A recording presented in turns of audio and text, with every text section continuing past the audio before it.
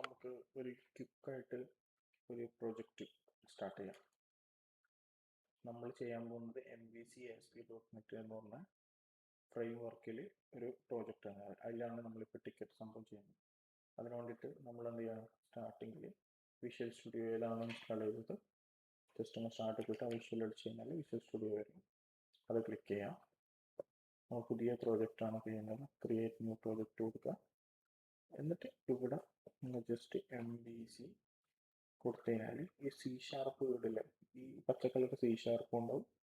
അതേപോലെ ASP.NET web application പറഞ്ഞിട്ടുണ്ടാവും.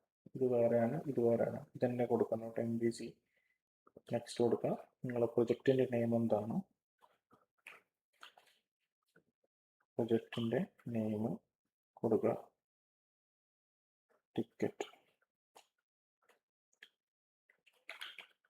System.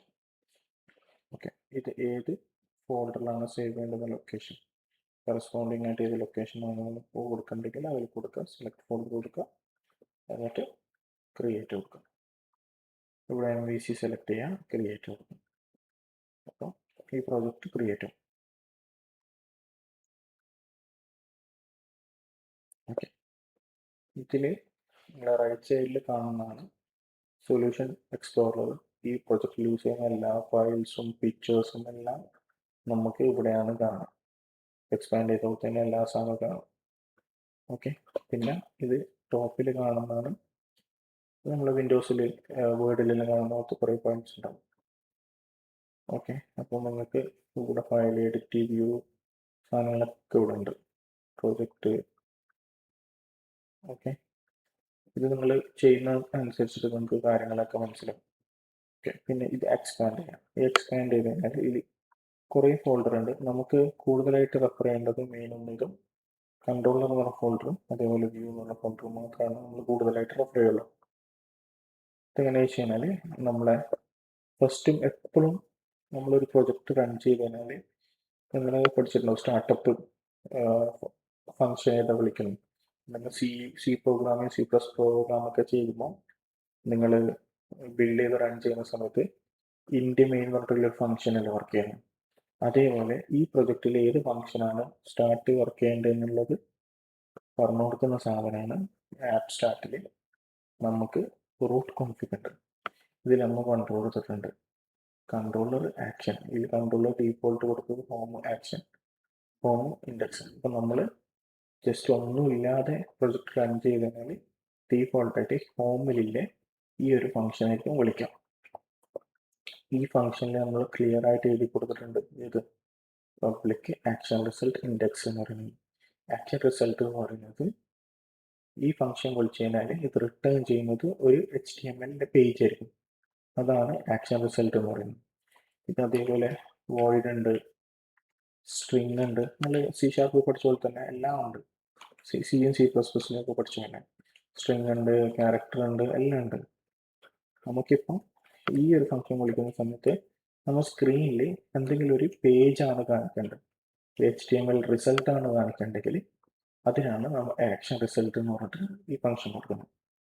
Okay, അപ്പോൾ ഞാനിപ്പോൾ ഓൾറെഡി ആക്ഷൻ റിസൾട്ട് ഇൻഡെക്സിൽ ഒരു വ്യൂ ആണ് കാണിക്കുന്നത്, ഒരു HTML പേജാണ് കാണിക്കുന്നത് എഴുതി വെച്ചിട്ടുണ്ട്. അപ്പോൾ ഇതിൻ്റെ കറസ്പോണ്ടിങ് ആയിട്ടുള്ള പേജ് എവിടെ നിന്ന് കിട്ടുന്ന വെച്ചാൽ റൈറ്റ് ക്ലിക്ക് ചെയ്ത് ഗോ ടു വ്യൂ എടുക്കാം. അങ്ങനെയാണ് ഇത് ഓപ്പൺ ആവും. അല്ലാതെ നമുക്ക് ആണെങ്കിൽ ഈ കറസ്പോണ്ടിങ് കൺട്രോളർ, എല്ലാ കൺട്രോളറിനും ഇതേപോലെ ഉണ്ട്. ഇതാണ് നമ്മളെ മെയിൻ ഹോം എന്ന് പറയുന്നത്. കൺട്രോളർ എന്ന് പറയുന്ന ഡീഫോൾട്ട് നെയിമാണ്. അതിന് കറസ്പോണ്ടിങ് ആയിട്ട് വ്യൂവിൻ്റെ ഉള്ളിൽ ഫോൾഡർ ഉണ്ടാവും. അതിൽ കണ്ടോ ഈ ഇൻഡെക്സ് എന്ന് പറഞ്ഞാൽ ഈ ഇൻഡെക്സിന് കറസ്പോണ്ടിങ് ആയിട്ട് എന്താണ് കറണ്ട് നമ്മൾ HTML കണ്ടന്റ് ഇവിടെ എഴുതി വെച്ചിട്ടുണ്ട്. അതാണ് നമുക്ക് ബിൽഡ് ചെയ്ത് റൺ ചെയ്യുന്ന സമയത്ത് നമുക്ക് കാണുന്നത്. ഞാൻ ജസ്റ്റ് പ്രൊജക്റ്റ് ബിൽഡ് ചെയ്യാൻ വേണ്ടി ബിൽഡിൽ പോവാം. റീഫ്രഷ് അടിക്കും, ബിൽഡ് അടിക്കും. ഫോർ എക്സാമ്പിൾ നമുക്കിപ്പോൾ എന്തെങ്കിലും എറർ ഉണ്ടെങ്കിൽ, ഫോർ എക്സാമ്പിൾ സ്ട്രിങ്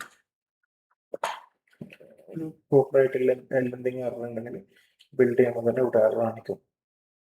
നമ്മൾ ആ എറർ ഫംഗ്ഷൻ കറക്റ്റ് ചെയ്ത് കഴിഞ്ഞാൽ മാത്രം നമുക്ക് പ്രൊജക്റ്റ് ബിൽഡ് ചെയ്യാൻ പറ്റുള്ളൂ. ഈ പ്രൊജക്റ്റ് നമ്മൾ ബിൽഡ് ചെയ്ത് കഴിഞ്ഞാൽ റീബിൽഡ് ഓൾ സക്സീഡ്, ഇവിടെ എറർ ഒന്നുമില്ല. ഞാൻ എന്ത് ചെയ്യണം, ജസ്റ്റ് റൺ ചെയ്യണം. റൺ ചെയ്ത് കഴിഞ്ഞാൽ കണ്ടോ ലോഡ് ആകുന്നുണ്ട് പേജ്.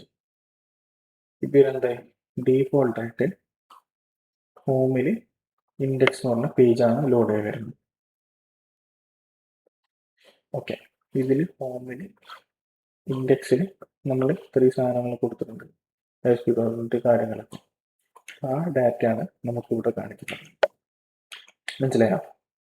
ഇനി നമുക്ക് ഒരു പുതിയൊരു ഫംഗ്ഷൻ ആഡ് ചെയ്യണം. ഹോം കൺട്രോളറിൽ ഇപ്പോൾ പുതിയൊരു ഫംഗ്ഷൻ ആഡ് ചെയ്യണം.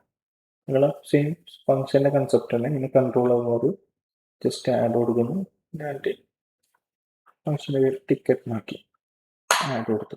അപ്പോൾ എന്താ ഇവിടെ ഒരു കൺട്രോളർ ആഡ് ആവും. അതിന് കറസ്പോണ്ടിങ് ആയിട്ട് ഇവിടെ ഒരു ഫോൾഡറും HTML പേജ് സ്റ്റോർ ആക്കാൻ ഒരു പേജും ഇവിടെ ലോഡായി വരും. ഞാൻ ഇതിൽ ലോഗിൻ പേജ് അല്ലെങ്കിൽ കുറച്ച് ടിക്കറ്റ് നമ്മൾ എന്തെങ്കിലും കൊടുക്കാം. തൽക്കാലം ലോഗിൻ പേജിന് ടിക്കറ്റ് എൻട്രി ഫോമിന് എന്ത് വേണമെങ്കിൽ കൊടുക്കാം. ഫംഗ്ഷൻ നെയിം എഴുതി ഇനി കറസ്പോണ്ടിങ് ആയിട്ട് ഒരു വ്യൂ ഇവിടുന്ന് പോയിട്ട് വ്യൂ അടിച്ചു കഴിഞ്ഞാൽ ഒരു വ്യൂ ഇല്ലാത്തതുകൊണ്ട് ഇപ്പം നമ്മൾ എന്ത് ചെയ്യണം, ഒരു ടിക്കറ്റ് എൻട്രി എന്ന് പറഞ്ഞൊരു വ്യൂ ഇവിടെ റൈറ്റ് ക്ലിക്ക് ചെയ്തിട്ട് ആഡിൽ പോയിട്ട് വ്യൂ ക്ലിക്ക് ചെയ്യാം. എന്നിട്ട് ആഡ് കൊടുക്കുക. എന്താണ് ഫംഗ്ഷൻ നെയിം കൊടുക്കുക, ആഡ് കൊടുക്കുക. Ticket entry form create. Okay, ഇത് നമ്മൾ റൺ ചെയ്യുന്ന സമയത്ത് ഡീഫോൾട്ടായിട്ട് നമ്മളിപ്പോൾ ഈ ഒരു പേജിൽ നിന്നിട്ടാണ് റൺ ചെയ്യുന്നുണ്ടെങ്കിൽ നമുക്ക് ആ കറസ്പോണ്ടിങ് പേജ് ആയിരിക്കും റൺ ആവും. മനസ്സിലായോ? ഇതാണ് ഈ പറഞ്ഞു കൊടുക്കുന്ന ടിക്കറ്റിൽ /ടിക്കറ്റ് എൻട്രി, അതായത് കൺട്രോളറിൽ പോയിട്ട് ഇവിടെ ഒരു ടിക്കറ്റ്, ഇതാണ് ഈ സാധനം ടിക്കറ്റ്. അതിൽ ടിക്കറ്റ് എൻട്രി എന്ന് പറഞ്ഞ ഫംഗ്ഷൻ, എന്നിട്ട് അതിൽ ലോഡാവുന്ന പേജ് എന്ന് പറഞ്ഞ ഇതാണ്. ഇപ്പോൾ വ്യൂ അടിച്ചാൽ നമ്മൾ ടിക്കറ്റ് എൻട്രി എന്ന് പറഞ്ഞിട്ട് കൊടുത്തിട്ടുണ്ട്.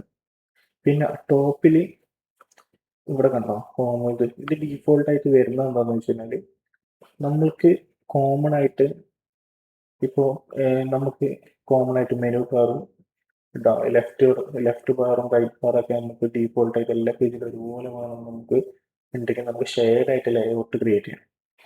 അതായത് സൊല്യൂഷനിൽ ഷെയർഡിൽ ലേഔട്ടിൽ കൊടുത്തു കഴിഞ്ഞാൽ ഈ കൊടുക്കുന്ന ഷെയർഡിൽ കൊടുത്ത എല്ലാ സാധനങ്ങളും എല്ലാ പേജിലും വരും.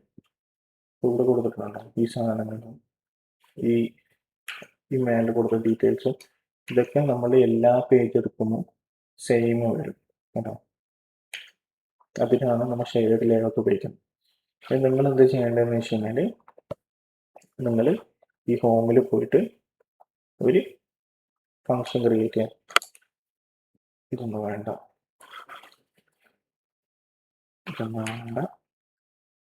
ലോഗിൻ എന്ന് പറഞ്ഞിട്ട് ലോഗിൻ സ്റ്റേറ്റ്മെന്റ് ഒരു ഫംഗ്ഷൻ ക്രിയേറ്റ് ചെയ്തിട്ട് go to view add view കൊടുക്കാം. വ്യൂവിൽ ലോഗിൻ പേജ് ആഡ് കൊടുക്കാം.